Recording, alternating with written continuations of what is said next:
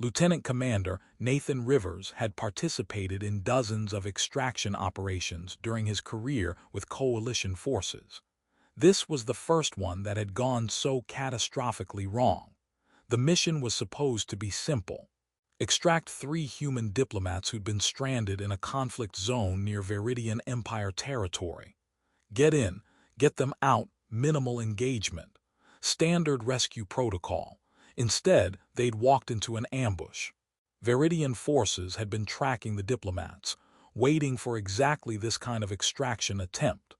Nathan's team had managed to evacuate the diplomats, but the retreat had been chaos. Most of his team had made it to the extraction ship. Nathan had stayed behind providing covering fire, and he'd been captured. That was 3 days ago. 3 days held in what amounted to comfortable detention, a well-appointed room in what appeared to be a Viridian military facility, guards posted outside his door, meals provided on schedule. Not tortured, not even really interrogated, just held. Then on the 4th day, everything changed. Guards came to escort him, not roughly but firmly, through corridors that became increasingly elaborate until he realized he was being brought to the Viridian Imperial Palace itself. The throne room was imposing. High ceilings that seemed to disappear into shadows, architecture that combined organic curves with crystalline structures, and at the far end, elevated on a dais, sat Queen Althara of the Viridian Empire. She was ancient by human standards. Viridians could live for centuries, and Althara had ruled for over 200 years according to coalition intelligence. She carried that authority in every line of her posture, every controlled movement, every measuring gaze. Nathan was brought before her and told to kneel. He did, because he was a captive with no leverage, and because military training taught you to follow protocol when you were completely outmatched. "Lieutenant Commander Nathan Rivers," Queen Althara said, and her voice carried across the throne room with practiced projection. "You violated our territorial sovereignty during your failed extraction operation. Under Viridian law, this makes you subject to our justice, which could range from indefinite detention to execution, depending on the severity of your intrusion." Nathan kept his voice level. "Your Majesty, I was participating in a humanitarian extraction operation to rescue civilian diplomats. We had no hostile intent toward the Viridian Empire. Intent is irrelevant. You crossed into our territory with military forces and engaged our soldiers. 3 of my guards were killed in your extraction operation. You are responsible." There wasn't really an answer to that. Nathan had been doing his job, but from the Viridian perspective, he'd invaded their space and killed their people. "I understand, Your Majesty." Althara studied him for a long moment. Then she said something completely unexpected. "I am going to offer you your freedom." Nathan looked up sharply, trying to read her expression. "Your Majesty, you will be released immediately and returned to your people unharmed. All charges of trespassing in imperial territory will be dismissed. You will face no diplomatic consequences for your incursion. No one will question your conduct during the failed operation. You will return to coalition space with your reputation intact." There had to be a catch. "In exchange for what?" "In exchange," Althara said with perfect calm, "you will marry my daughter." The throne room went silent. Nathan was too shocked to respond coherently. "I what?" "Princess Seris, my daughter and heir, is widowed. Her late husband, Prince Varen of the Northern Territories, was killed 3 months ago in the border conflicts that created the situation your diplomats found themselves in. His death has left her in a politically vulnerable position that requires immediate remedy." Althara leaned forward slightly. "She needs the protection that a visible, formal union would provide. You need your freedom. I am offering an exchange that benefits both parties." Nathan tried to process this. "Your Majesty, I'm a coalition military officer. I can't just marry into an alien royal family. There are protocols, diplomatic considerations, my chain of command." "You are a captive with no leverage," Althara interrupted calmly. You violated our territorial sovereignty during a military operation that resulted in Veridian casualties. Under our law, I could hold you indefinitely or execute you as a spy. Your coalition government would protest diplomatically, but ultimately accept our verdict, because they cannot afford to escalate tensions over one officer who participated in an unauthorized incursion. She wasn't wrong, and Nathan knew it. Coalition Command had probably already written him off as lost. Instead, Althara continued, I offer you not just freedom but elevation to status that would make you untouchable by coalition military justice for your failed mission. Your superiors would be relieved to have this incident resolved quietly through marriage alliance, rather than through lengthy diplomatic crisis over your detention or execution. Nathan felt like he was drowning in political calculations he couldn't quite follow. And your daughter, does she want this? My daughter wants to survive. Her late husband's family is positioning to strip her of the territories and status she inherited through her marriage. She needs a husband to maintain her legal standing under our law. You need freedom. The personal desires of either party are secondary to practical necessities. And if I refuse? Nathan asked, though he suspected he already knew the answer. Then you remain my prisoner until diplomatic negotiations resolve your status, which could take years given current political tensions. And my daughter remains vulnerable to political machinations that will eventually destroy her position and possibly endanger her life. I am offering you a choice, Lieutenant Commander Rivers, freedom through marriage or captivity through refusal. But be clear, this is the only offer I will make. Refuse it, and you will spend the remainder of your life in comfortable but absolute detention. Nathan looked at the Queen, trying to read whether she was bluffing. Her expression showed no give, no uncertainty. She meant every word. I want to meet her first, Nathan said. Your daughter, before I agree to anything. That can be arranged, Althara said. But understand that this offer expires in 48 hours. Meet my daughter, ask your questions, but make your decision quickly. After that, the offer is withdrawn and you accept your fate as permanent prisoner. Nathan was returned to his quarters and told that Princess Seris would meet him the following day. He spent that night trying to understand the impossible situation he found himself in. He was being offered freedom in exchange for marrying an alien princess he'd never met. It was coercion disguised as choice. Technically, he could refuse, but the consequences of refusal made it not really a choice at all. But it was also an opportunity. If he agreed, he'd be free. He'd avoid years of detention or worse. He'd resolve the diplomatic mess his capture had created. He'd gain status and protection that would shield him from military consequences for the failed extraction. All he had to do was marry someone he didn't know for political reasons that barely made sense to him. The next day, guards escorted him to a private garden within the palace grounds. It was beautiful in an alien way. Plants with crystalline structures, water features that seemed to flow upward as much as down, and sitting on a bench near a fountain was Princess Seris. She was younger than Nathan had expected, perhaps equivalent to mid-30s in human terms, though Veridian aging was different enough that he couldn't be certain. She was beautiful the way most Veridians were, elegant features, the distinctive silver markings in her skin that indicated high bloodline, graceful even in stillness. But she was also clearly grieving. There was exhaustion in her eyes, careful control over her expression that suggested she was holding herself together through sheer will, and a tension in her posture that spoke of someone under enormous pressure. She looked up when Nathan approached, and her voice was flat when she spoke. My mother tells me you've agreed to marry me. I haven't agreed to anything yet, Nathan said. I said I wanted to meet you first, and now you've met me. Will you agree? Nathan moved closer but didn't sit yet. Your Highness, I need to understand what I'm actually agreeing to. Your mother said you're politically vulnerable. What does that actually mean?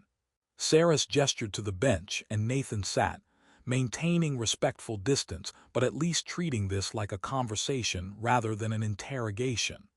My late husband was Prince Varen of the Northern Territories, Seris began, her voice carefully controlled.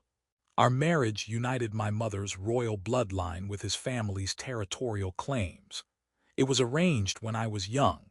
Political alliance meant to stabilize the northern regions and strengthen both our positions. She looked out at the garden rather than at Nathan. Varen was adequate. He wasn't cruel. He performed his duties. We respected each other in the way people in arranged marriages do when they're trying to make the best of circumstances they didn't choose.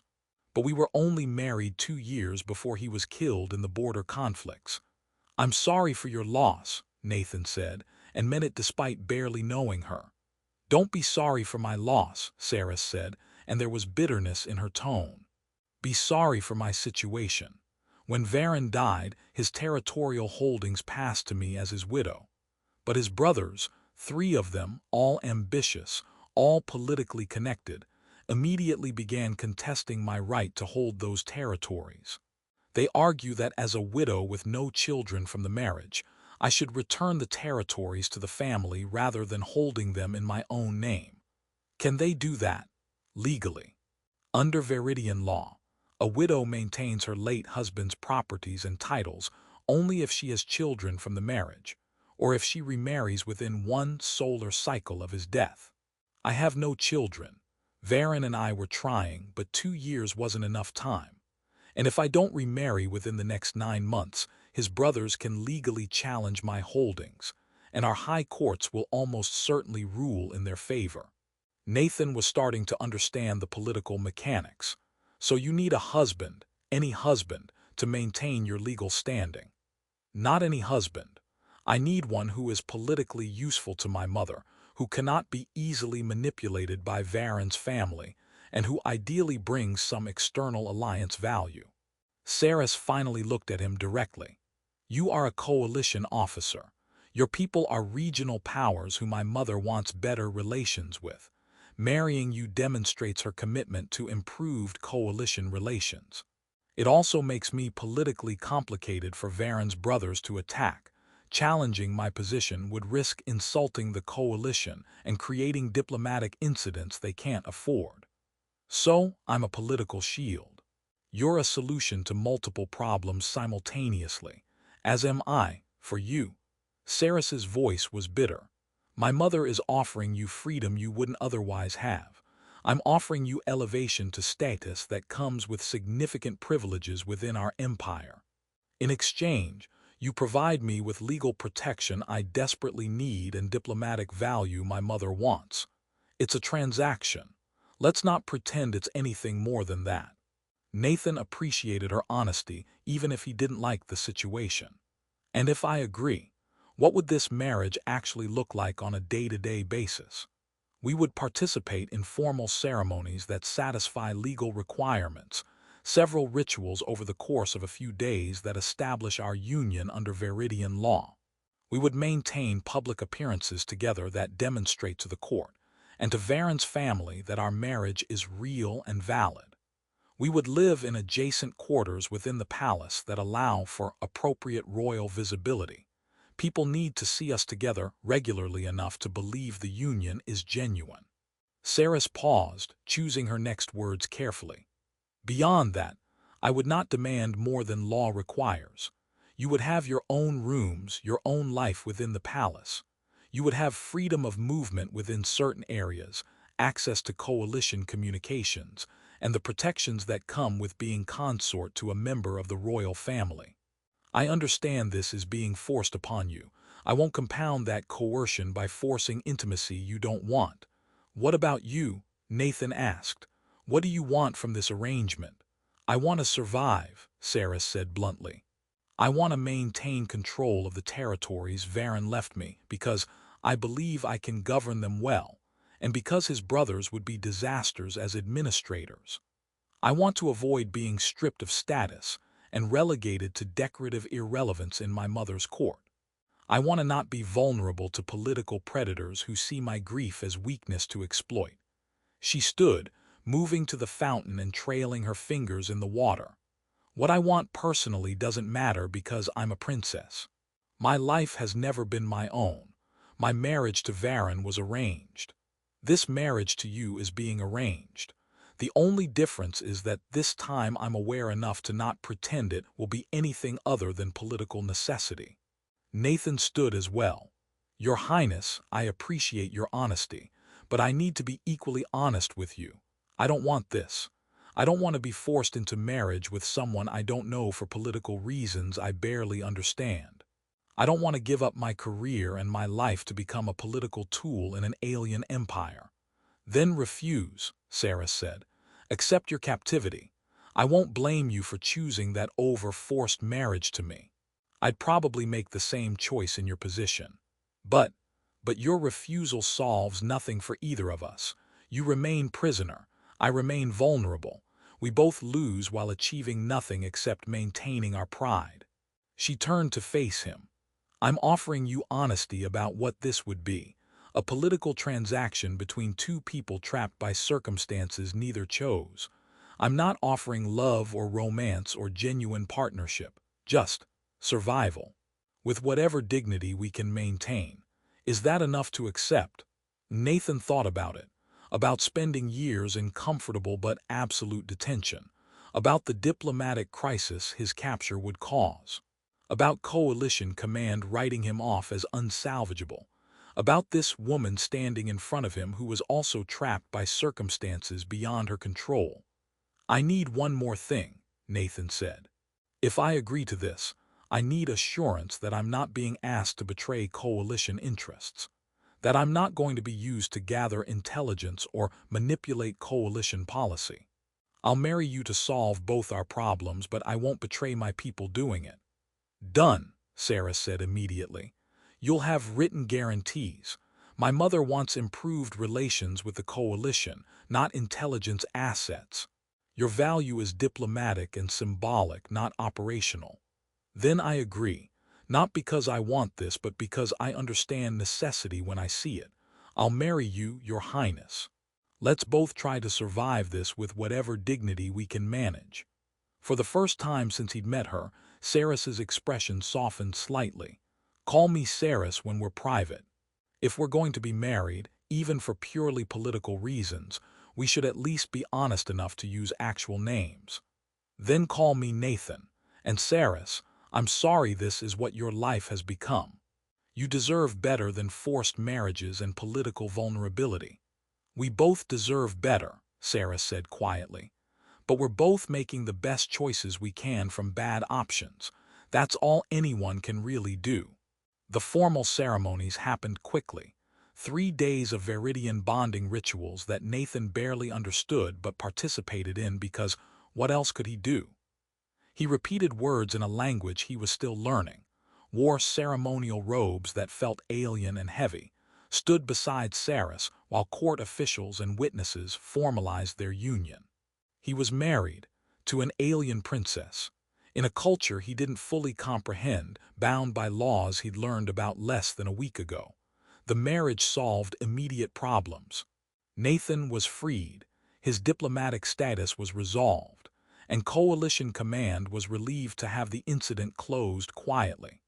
Seris's legal position was secured, her remarriage satisfying the requirements that protected her holdings from her late husband's brothers.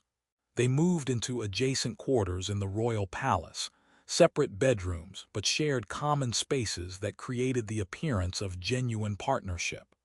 Guards who'd watched Nathan as a prisoner now protected him as royal consort. Court officials who'd ignored him now treated him with cautious respect. But for the first month, the marriage was exactly what Seris had described, a transaction. They appeared together at required functions, maintained appropriate public behavior, and otherwise lived parallel lives in the same space. Then slowly, something unexpected happened. They started talking. Not formal conversations required by their public roles, but actual conversations during quiet evenings in their shared sitting room. Nathan asked about Veridian history, culture, the political dynamics he was now embedded in. Seris asked about humans, Coalition space, Nathan's life before capture. Nathan learned that Seris had studied xenobiology before her marriage. She was fascinated by how different species adapted to their environments. She asked detailed questions about human physiology and Earth ecosystems, with genuine intellectual curiosity.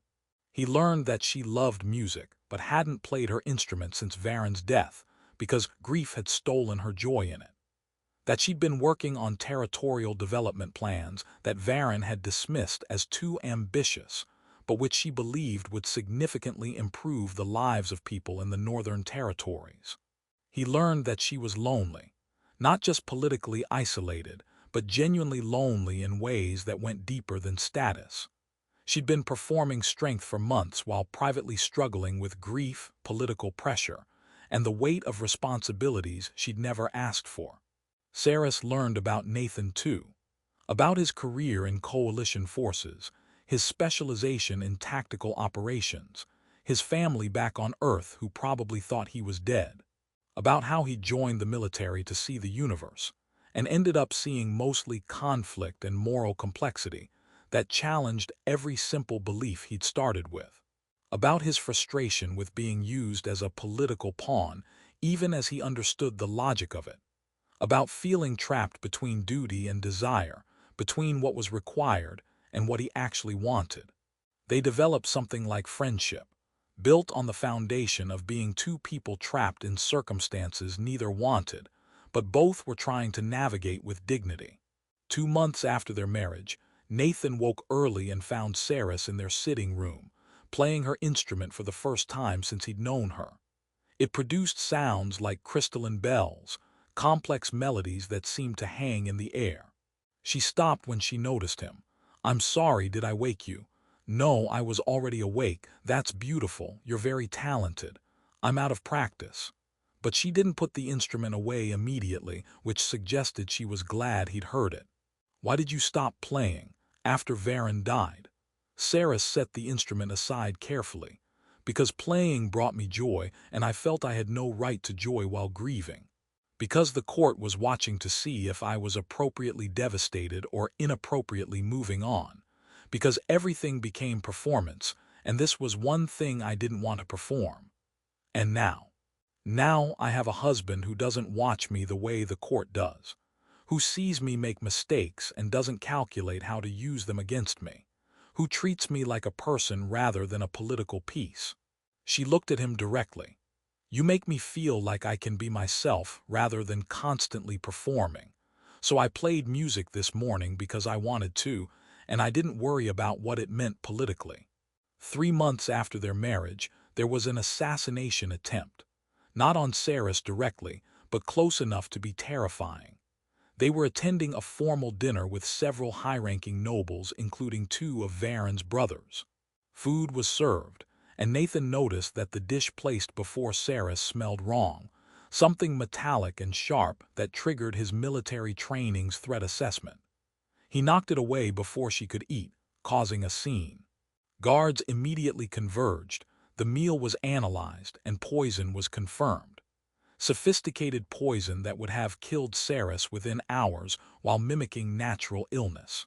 The investigation revealed it was orchestrated by agents of Varen's brothers, who were growing desperate as Seris's marriage to Nathan solidified her legal position and made direct political challenges impossible.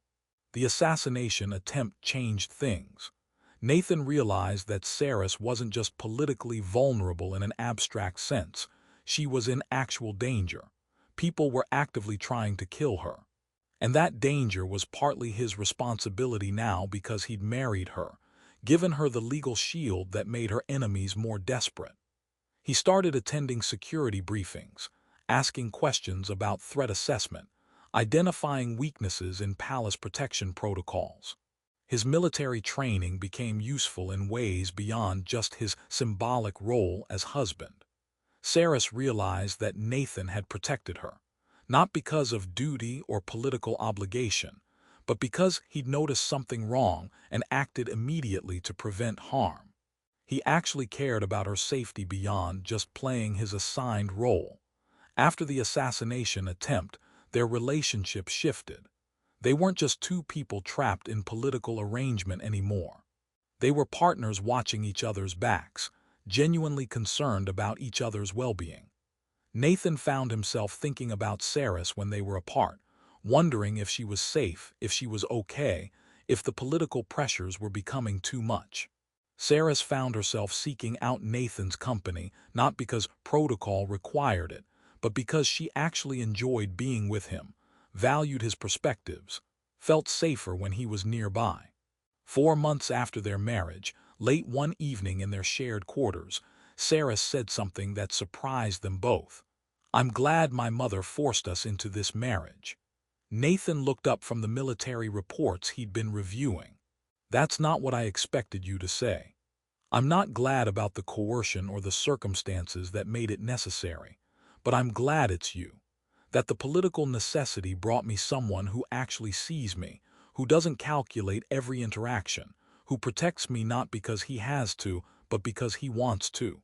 She moved closer. "When this marriage started, I told you it would be purely transactional, no intimacy beyond what law required. But Nathan, I was wrong, or I've changed, or we've built something I didn't expect. I don't know which, but I know I care about you in ways that go far beyond political transaction." Nathan set aside his reports and gave Seris his full attention. "I care about you too.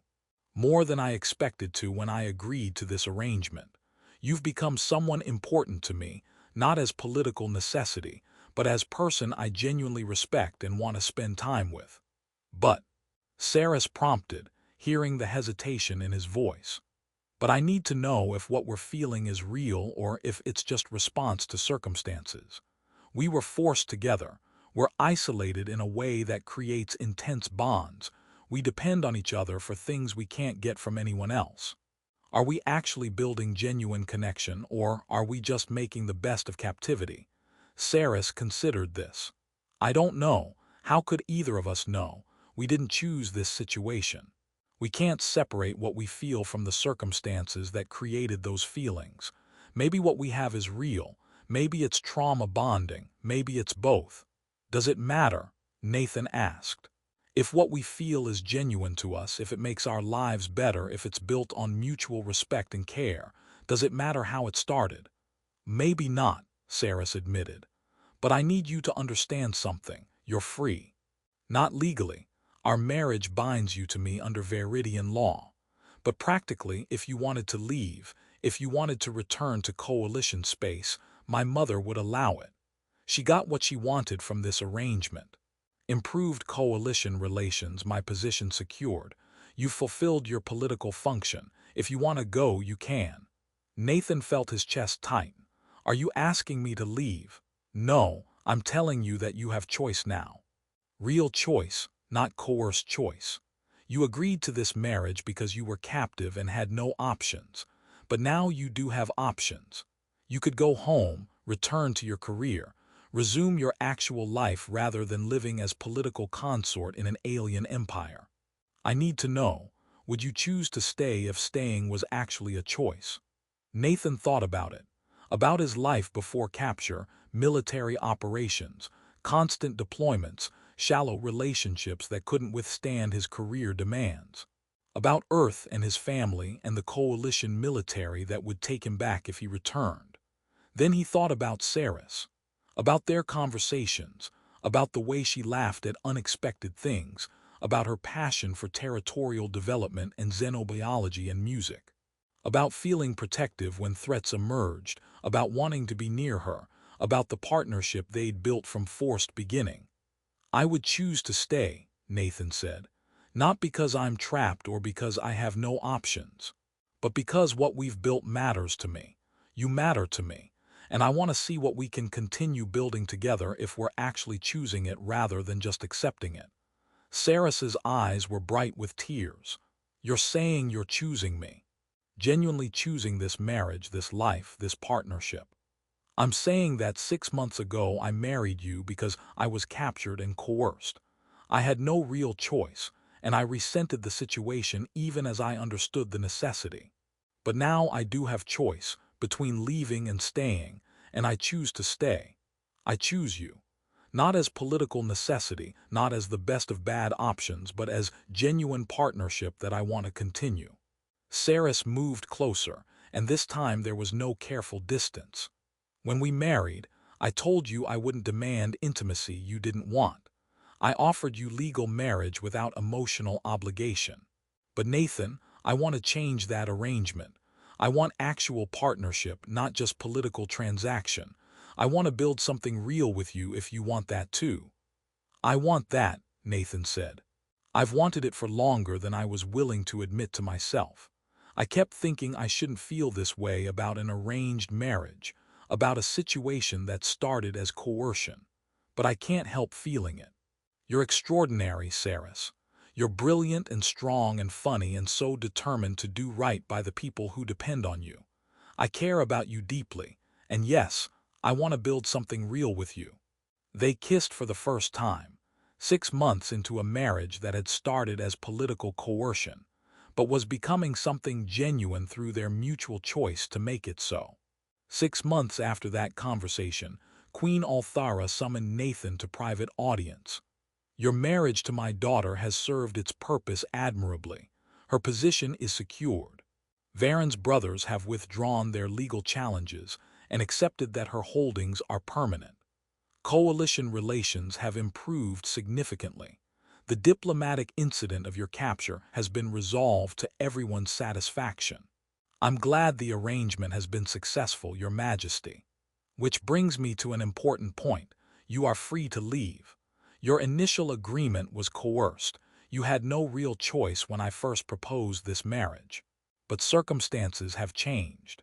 If you wish to return to coalition space, to resume your military career, to live your own life separate from royal obligations, I will not prevent it. Your marriage to Seris would remain legally valid. Annulment is not permitted under our law, but you would be free to live separately and pursue your own path." Nathan had expected this conversation since his talk with Seris months ago. "And if I choose to stay, then you continue as you have been, as consort to my daughter, as member of our court, as someone whose insights into coalition matters have proven valuable. But staying would be genuine choice, not coerced necessity. I need to know your intentions. I choose to stay, not because of politics or because I'm still captive. Because I've built a life here with Seris,